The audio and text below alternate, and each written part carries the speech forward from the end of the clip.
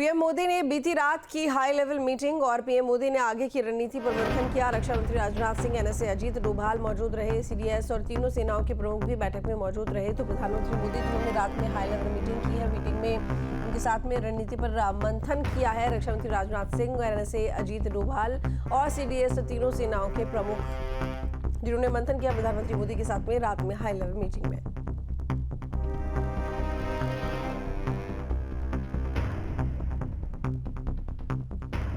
तो बता दें कि युद्ध को देखते हुए ये मीटिंग बेहद महत्वपूर्ण, जिसमें आगे की रणनीति को लेकर चर्चा बनाई गई और इसमें रक्षा मंत्री राजनाथ सिंह, सीडीएस और कोई फायरिंग नहीं होगी, सीज फायर होगा। उसके बावजूद भी आपने देखा किस तरह की हरकत पाकिस्तान करता हुआ नजर आया। आपको बताएं कि पाकिस्तान की सेना, पाकिस्तान की सरकार और वहां के आतंकी संगठन ये तीनों अलग अलग एक्ट करते हैं।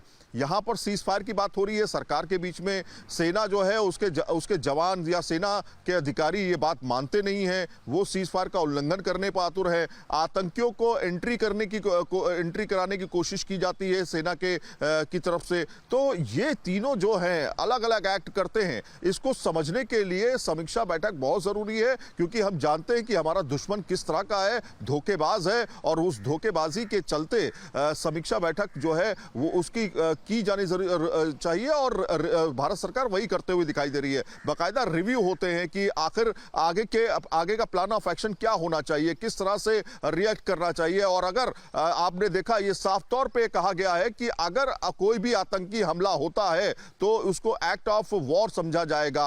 अगर ये समझता है पाकिस्तान तो आगे से ध्यान रखे। ये साफ तौर पर निर्देश जो है वो भारत की तरफ से दे दिया गया है। अब ये देखना और समझना पाकिस्तान को होगा कि वो अपने मुल्क को कहां पर लेके जाना चाहता है। क्या वो आतंक में झोंकना चाहता है? और आतंक में झोंकना चाहता है तो इस बार तो भारत पीछे हटने वाला नहीं है। पूरी तरीके से वॉर कंडीशन होगी अगर कोई भी आतंकी हमला आगे आने वाले समय में होता है। लेकिन अब आप देखिए, जुर्रत देखिए आप, जिस तरह से अभी नगरोटा में संदिग्ध पाया गया,